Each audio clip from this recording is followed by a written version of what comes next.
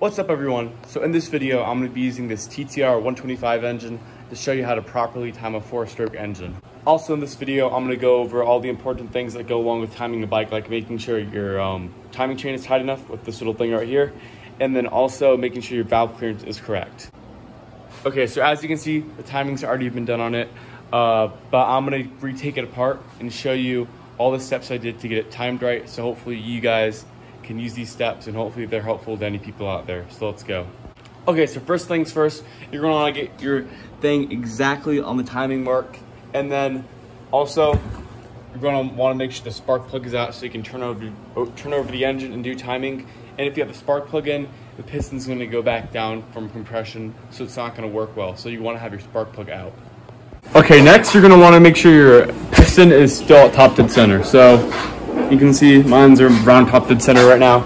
And then the piston's definitely at top dead center. And then after you get that sorted out, you're gonna wanna put the head on. Okay, so now before you put the head on, and you got your piston at top dead center, you're gonna wanna put the gear on. And then what you're gonna wanna do is make sure it aligns with what top dead center would be. So you don't really gotta do much timing adjustment once you get up here. And do take into account, when you put the tensioner on, it's gonna adjust the timing a little bit, delay the timing, so just adjust for that when you put the sprocket on. Okay, so now once we slip the timing chain gear after we put the head on, we're gonna wanna pull it up and then align it with the notch right here. Okay, so let's walk over a few steps on how to get it correctly timed. So first, you're gonna wanna look at the line on the gear. You're gonna want the line to line up perfectly or as close as possible to a notch right here. It's not always here on a lot of bikes, but it's usually somewhere in the area. And then if it's an older bike, it's not gonna line up perfectly, but you're gonna wanna make it as close as possible. And when you push on the tensioner right here, it should move it a little bit in this direction to simulate what it would be with the tensioner in and help it line up more.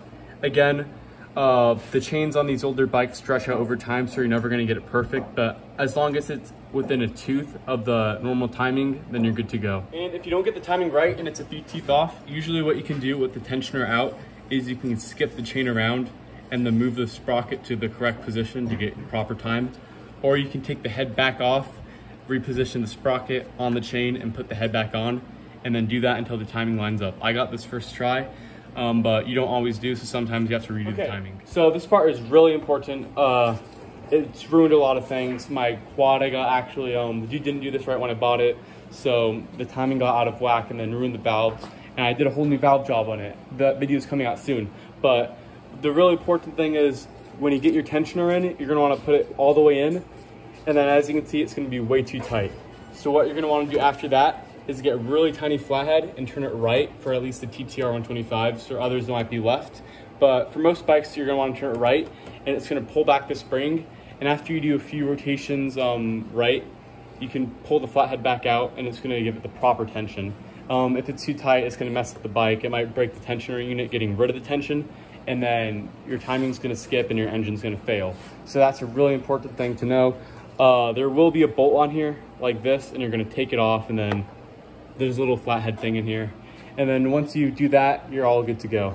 Okay, so before you get started on the valve clearances, you're gonna wanna double check the top dead center, or else it's not gonna be right.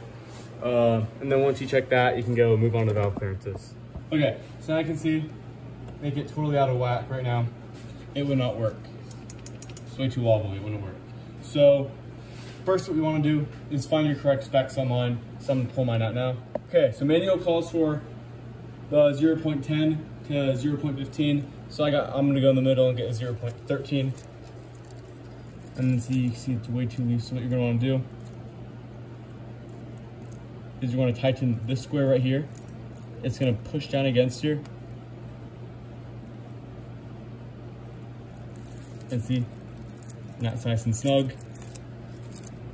You can make it a little more if you're hand tightening it. So now this looks about correct, right? So we got our clearance. It's within spec, as you can see, nice and tight. So now we want it to stay in place. So what you're gonna wanna do is, a lot of people on Amazon have tools for this, but what I do is I get a wrench, or not a wrench, pliers of some sort, get it held in place. So you can literally pretty much get anything, like even this wire cutter. And then all you gotta do is just move this bolt down.